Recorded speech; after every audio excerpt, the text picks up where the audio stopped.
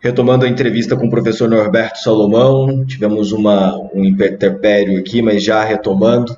Professor, nós estávamos falando sobre o que pode caracterizar ali o direito pelo qual palestinos e o povo de Israel ali eles têm pela área, pelos judeus, né?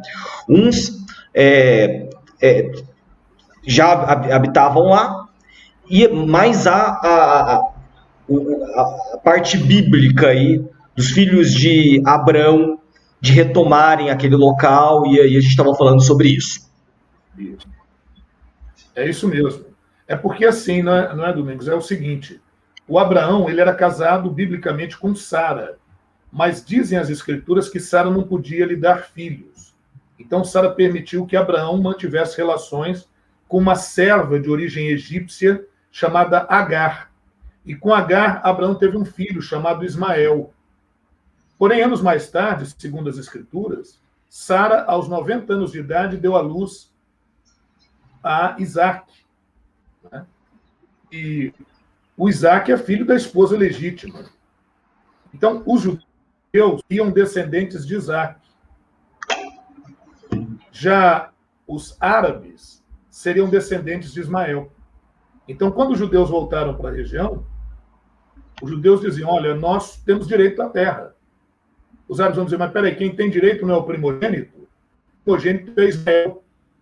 Aí eles vão dizer, mas Ismael não é filho da esposa legítima. Ismael é filho de uma serva.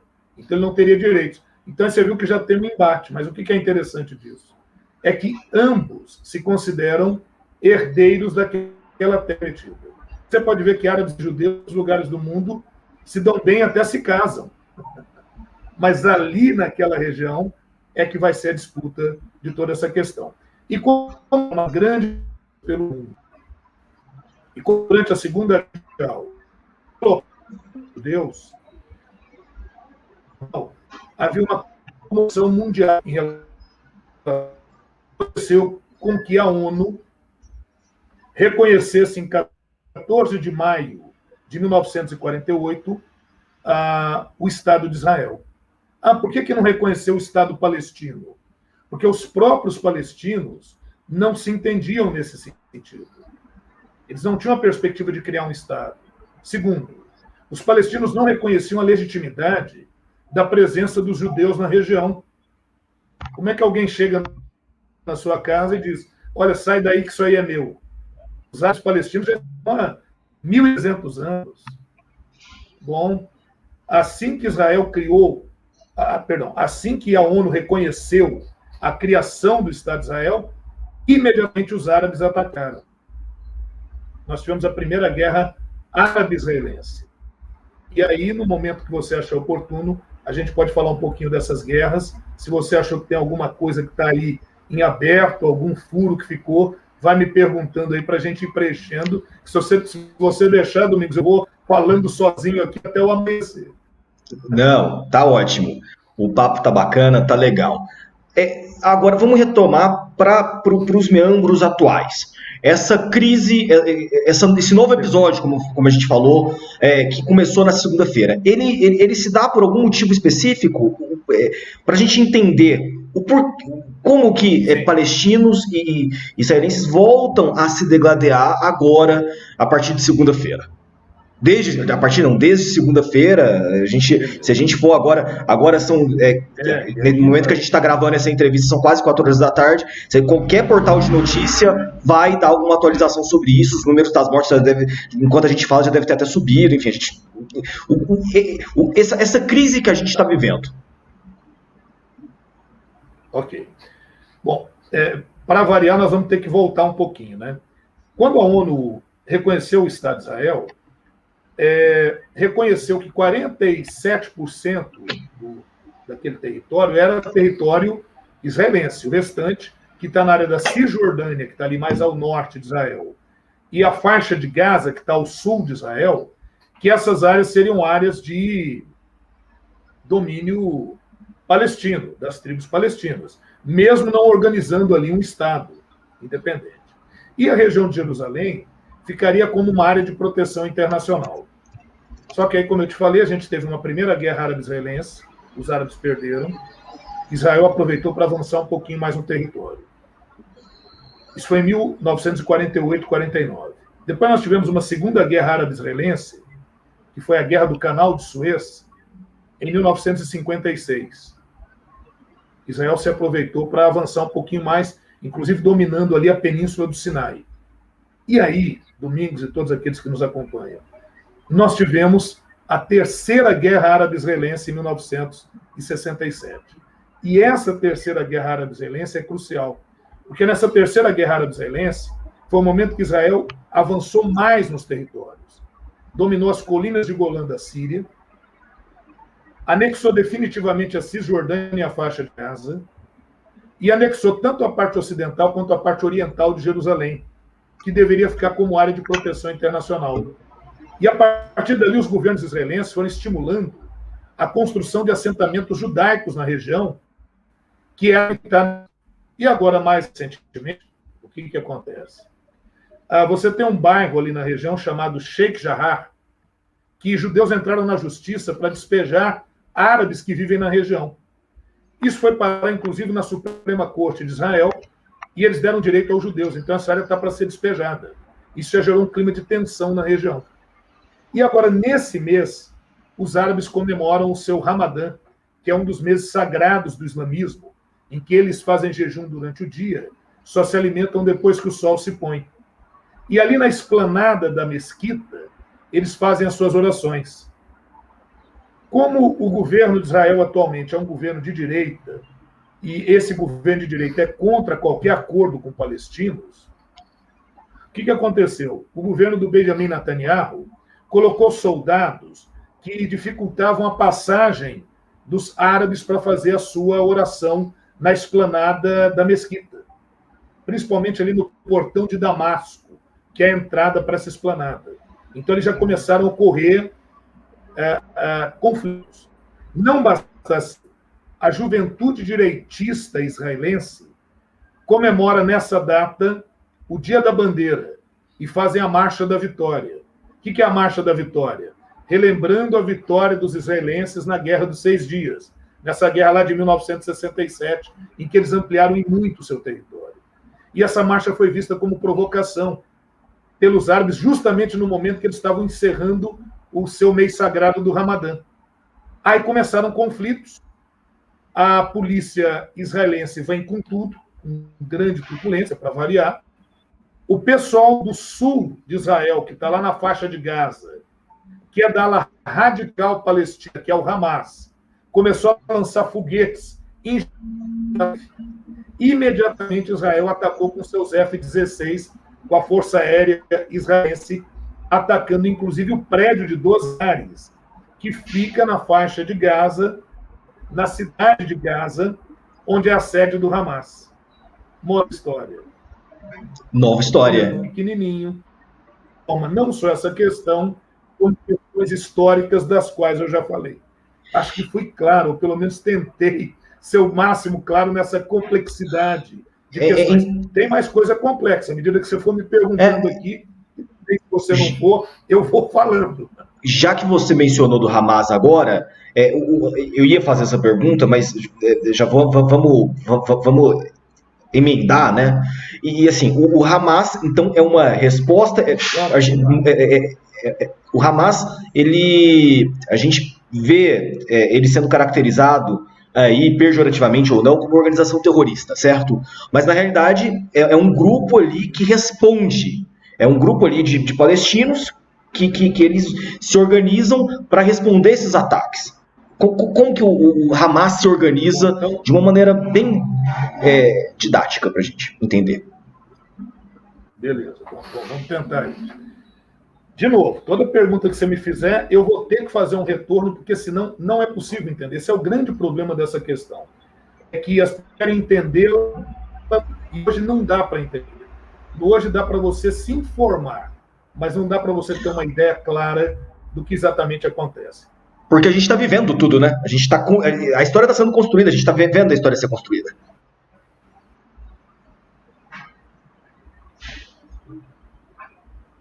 Sim, deu uma travadinha aí o seu. Mas sim, teve isso sim. Olha o que acontece. Lembra que a gente falou que houve a criação do Estado de Israel? Sim. Em 48? Eu vou precisar fazer uma breve comparação para ser o mais didático possível. Você imagina que o seu vizinho começa a brigar. Eles sempre brigam. Briga de casal, marido bate na esposa e tal. E aí você fala para sua mulher, ou para o seu filho, ou para alguém da sua família, você fala assim, eu vou ligar para a polícia. E eles falam para você assim, liga não vamos nos envolver não com essa briga, deixa isso para lá. Só que aí no meio dessa briga começou a ter tiro no vizinho, esses tiros começaram a pegar na sua casa. E aí você se sentiu ameaçado, aí você falou, cara, eu não só vou avisar a polícia, como eu vou entrar nessa briga também. Você vai me dizer, professor, mas do que você está falando? Veja bem, os árabes são muitos naquela região.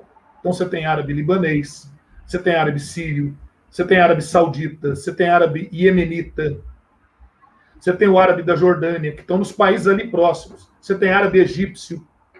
Tá. Conflitos entre judeus e árabes, depois que os judeus começaram a voltar, eles eram constantes com os árabes palestinos. Então os árabes palestinos são o vizinho. Deixa lá.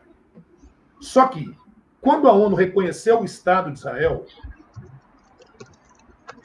isso era uma ameaça, porque vai que Israel avança para o Líbano, para a Síria, para o Egito, para a Jordânia, então isso já começa a nos ameaçar.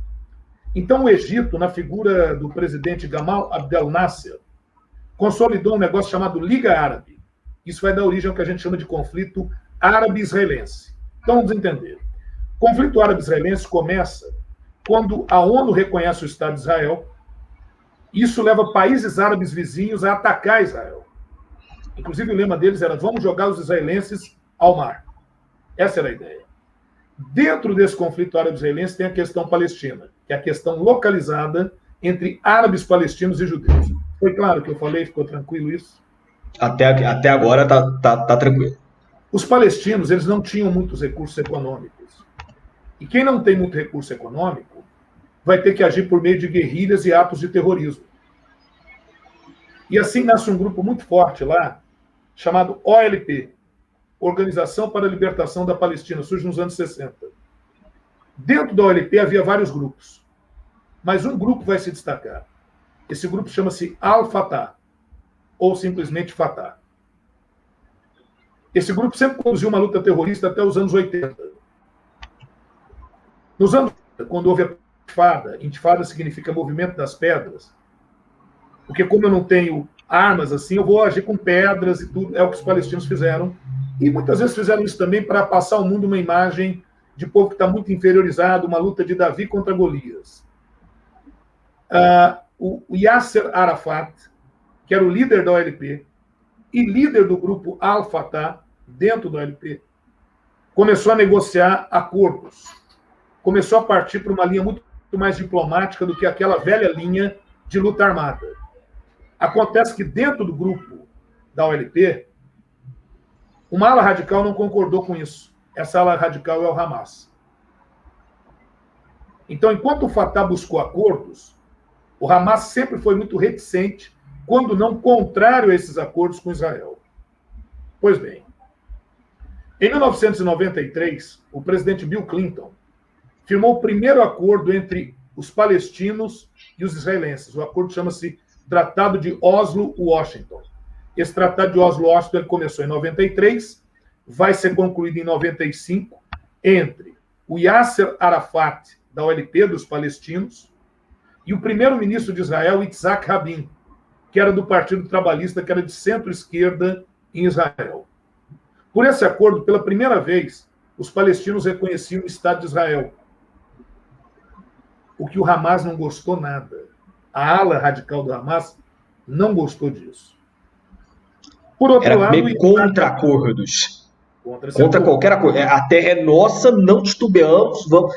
Eu vou abrir mão. Isso. Por outro lado, o Yitzhak Rabin, de Israel, reconhecia o Estado embrionário palestino nas regiões da faixa de Gaza e da Cisjordânia. Esse Estado embrionário vai se chamar e se chama Autoridade Nacional Palestina. Em jornais, normalmente vem a siglazinha AP, que é a Autoridade Palestina, e que a ONU reconhece como observador na ONU. Então, não há ainda um reconhecimento próprio para um Estado palestino propriamente. Bom, esse acordo também determinava, acordo de Oslo-Washington, vou falando porque quem quiser procurar pode ir atrás. Esse acordo determinava também que israelenses tinham que sair de regiões onde passariam a ser território palestino, inclusive na Cisjordânia. Ixi, teve judeu que se amarrou na casa. Teve gente considerando Yitzhak Rabin, primeiro-ministro de Israel, traidor. E você sabe que sempre tem um grupo político de oposição. E o grupo político de oposição lá, o partido político é o Likud, que seria o PSL lá de Israel. Seria a direita de Israel. Seria o grupo bolsonarista lá em Israel, para o pessoal ter uma ideia. Seria o Aliança pelo Brasil se vingasse. Pronto. Quem faz parte desse grupo? Ariel Sharon, já falecido, e o Benjamin Netanyahu, que já está há mais de 10 anos como primeiro-ministro lá. Tranquilo? Sim. Beleza. Um maluco, um fanático chamado Igal Amir, foi às vias de fato. Ele assassinou o primeiro-ministro de Israel em 1995. Em 1995, Yitzhak Rabin era morto por um radical de direita, por ser considerado um traidor. Pois é, de lá para cá, esse a coisa desandou. Ele foi perdendo espaço. E o Likud no poder, somado ao fato da vitória de George W. Bush nos Estados Unidos no início dos anos 2000, deu muito gás para a direita em Israel. É sempre bom lembrar que Israel é o grande aliado dos Estados Unidos no Oriente Médio. E quando sobe ao poder nos Estados Unidos um presidente pelo Partido Republicano, como George W. Bush, como Ronald Reagan, como Donald Trump, mais recente, isso dá um gás maravilhoso para o Likud, que é o partido de direita, e normalmente acaba inviabilizando acordos. Isso do lado israelense.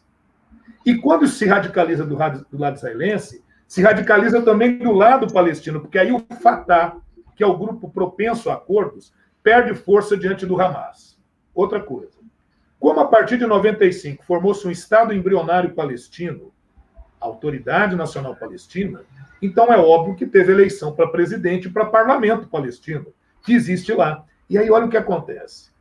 Para presidente, quem venceu foi Mahmoud Abbas, que está no poder até hoje. Ele é do Fatah, ele é pró-acordo. Só que ele é presidente, então ele depende da votação do parlamento. No parlamento, quem fez maioria foi o Hamas, que está lá no sul, na faixa de Gaza. Então, os acordos eles ficaram praticamente inviabilizados. Vez por outra, você vai ver alguns atritos. Posso falar de um mais claro. recente? Sim, por favor. Vou te falar de uma coisa muito específica que pouca gente sabe. Você fala, Norberto, você é um estudioso desse assunto? Bom, nós, não só desse, como de vários assuntos ligados às relações internacionais, que é uma coisa que eu gosto muito. Em 2018, olha o radicalismo, não é o governo Trump, o governo Donald Trump. Você lembra que o Trump falou que ele ia mudar a embaixada, porque a capital de Israel é Tel Aviv. Só que os israelenses, os de direita, querem que a capital seja Jerusalém, atropelando acordos internacionais que dizem que Jerusalém é uma área de proteção internacional. Então, quando o Trump falou, vou transferir, e transferiu a embaixada para Jerusalém... Só um parênteses nessa história. O presidente da República, Jair Bolsonaro, ele acenou a essa ideia durante a campanha também, né? Só para a gente fazer um arremedo aqui. Então, ele acenou, e quando o Bolsonaro assumiu em 2018, ele iria fazer isso. Só que a assessoria falou, presidente, um dos nossos grandes parceiros comerciais é do árabe. Aí o Bolsonaro falou assim, eu vou transferir, mas não sei quando. E aí deixou em aberto. Que aí ele agradava tanto ao Benjamin Netanyahu quanto ao mundo árabe, né? Ficou ali em cima do muro. E ele falou há um tempo atrás para algum apoiador, só para a gente fechar esse parênteses, que Jerusalém é simbólico, a gente considera lá, mas de fato o escritório é Tel Aviv, enfim. Isso, exatamente. Desculpa. Então é isso. Então, olha o que acontece. Quando no governo Trump, com todo aquele discurso mais conservador do Trump, isso deu muita força para o Benjamin Netanyahu, que inclusive responde a 3 processos por corrupção em Israel. Então isso deu gás para que o Benjamin Netanyahu tomasse medidas mais radicais. E, pelos acordos anteriormente feitos, o árabe seria uma segunda língua de Israel. Então, você teria a língua hebraica, primeira língua, e o árabe como segunda língua. E muitos árabes optaram pela cidadania israelense. É o que nós chamamos de árabes israelenses. Você já tinha ouvido falar nisso, Domingos? Jamais. Árabes israelenses? Jamais. Isso corresponde a cerca de 17,5% da população em Israel. São árabes palestinos que adquiriram a cidadania israelense. Olha aí, ó, parecia se aproximar de um acordo. Ó, tá, né? Mas o Hamas não deve ter olhado para isso com bons olhos, né? Eu imagino, pelo que você está falando. Claro. Mas aí, olha o que acontece. Em 2018, tendo em vista o Trump e o governo de direita do Benjamin Netanyahu em Israel, eles aprovaram uma lei chamada Lei da Nacionalidade. E por essa Lei da Nacionalidade, o único idioma oficial passou a ser só o hebraico. E aqueles árabes israelenses perderam espaço de cidadania. Então, em 2018, se vocês pesquisarem, vocês vão ver uma greve de árabes israelenses contra a Lei da Nacionalidade. O Benjamin Netanyahu avançaria mais nesse sentido. Só que denúncias de corrupção contra ele fizeram com que ele recuasse um pouquinho. Então ele deu uma recuada nesse sentido. Mas você vê que já tem problemas anteriores lá. Eu já coloquei um outro elemento diferenciado aí, que são árabes palestinos que adquiriram cidadania israelense. É a minoria, a gente diz, minoria árabe israelense. E acaba que hoje... Também, e no meio tem drusos também. Quem são os drusos? São sírios xiitas que fizeram uma dissidência com o xiismo da Síria e muitos se deslocaram para a região de Israel, inclusive ali para a região da Cisjordânia. Os drusos se aproximaram do Benjamin Netanyahu a princípio, mas nesses últimos episódios agora, da Lei da Nacionalidade, ou os episódios dessa semana, os drusos se afastaram e começaram a apoiar a causa palestina também. Acho que eu consegui localizar os vários grupos para vocês terem uma ideia melhor dessa situação. Pode mandar pergunta aí. E assim, só para a gente deixar, ter uma luz prática do que você... o que a gente pode esperar desse conflito para os próximos dias? Assim, você consegue fazer uma análise premonitória, uma previsão sobre isso? O que você acha que pode acontecer? Eu acredito que sim. Vamos pensar no seguinte. A eclosão desses conflitos dessa última semana aí, que deve seguir ainda à frente, porque a gente está num quadro, claro, de guerra civil, né? Os bombardeios são muito fortes e tudo. A gente está tendo um deslocamento grande de pessoas, o número de mortos só aumenta. Você disse muito bem no início aqui dessa nossa entrevista que isso se soma à questão de pessoas que estão internadas com Covid. A Covid em Israel foi muito bem sucedido o seu combate, a vacinação, inclusive capitaneada pelo Benjamin Netanyahu. Só que tem um problema. Israel está vivendo a sua 4ª eleição em 2 anos. Israel não consegue formar uma maioria no parlamento para a escolha de um governo. E agora, novamente, nós tivemos eleição há coisa de 1 mês atrás. O partido do Benjamin Netanyahu, o Likud, conseguiu maioria, mas não conseguiu número suficiente para poder compor o governo. No Knesset, que é o parlamento israelense, são 120 cadeiras. Você precisa de 61 para fazer o governo. O Likud realmente elegeu bastante deputados, mas elegeu 37. Então está muito distante dos 61. Ele precisaria de outros partidos de direita e contava até com um provável apoio de um partido radical islâmico, o Ra'am, que se propunha a fazer uma coligação para compor um governo. Até porque os árabes começavam a participar do parlamento em Israel. Essa minoria árabe israelense, que tem cidadania israelense, pôde votar e pôde compor candidato. Só que a coisa babou, por quê? O Benjamin Netanyahu não conseguiu formar um governo, ele não conseguiu formar composição. E aí o presidente de Israel, porque Israel é uma república parlamentarista, então o presidente representa o Estado, mas não governa. Quem governa é o primeiro-ministro. O Reuven Rivlin, olha que nome, Reuven Rivlin, é o presidente de Israel. Ele quem aponta um outro nome dentro do parlamento, na verdade o segundo colocado nas eleições, para tentar compor um governo. Quem vai tentar compor isso é o Yair Lapid. Yair Lapid. Yair é Jair, né? Veja você. Yair Lapid, que é jornalista, ator e político também. Agora, olha que coisa, no momento que Yair Lapid começava a fazer uma coligação para compor um governo e dar um chega para lá no Netanyahu, porque aí ele não teria chances mesmo, ocorrem esses conflitos. Então, esses conflitos têm algo positivo politicamente para o Netanyahu, porque ele ainda é o primeiro-ministro. E agora os israelenses mais conservadores começam a postar fichas na capacidade do Netanyahu de combater com eficácia a ação do Hamas. E talvez ele, com isso, sobreviva politicamente e consiga, inclusive, maioria no Knesset. Por quanto tempo, não dá para saber. Mas, veja, Israel praticamente caminharia para uma quinta eleição em 2 anos. Vamos para o outro lado? Do outro lado, o Mahmoud Abbas, do Al-Fatah, que nós já explicamos quem é, então estou me sentindo muito confortável aqui agora. Ele começava a ter uma base de apoio para negociar com esse novo governo israelense que provavelmente se formaria, deixando o Hamas para trás. Era um cala-boca para o Hamas.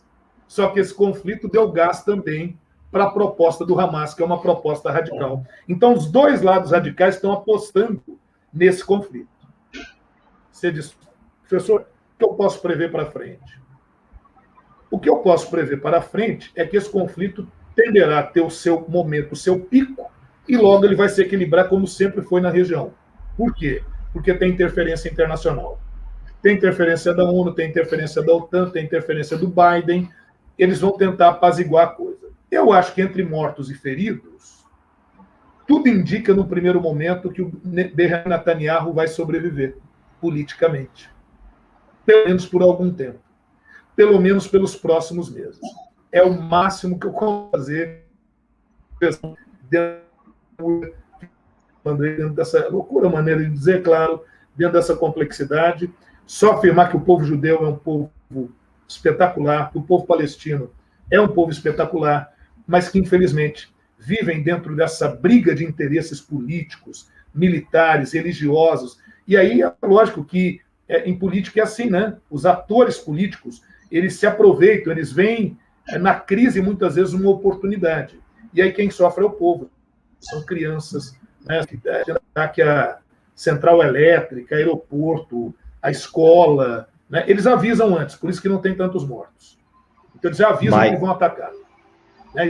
E aí o pessoal vai para a escola. Vou para tal lugar. O Hamas já avisa, ao meio-dia eu vou bombardear tal lugar. Por que eles avisam? Porque o objetivo não é ficar matando, pelo menos nesse momento, não é ficar matando tanta gente.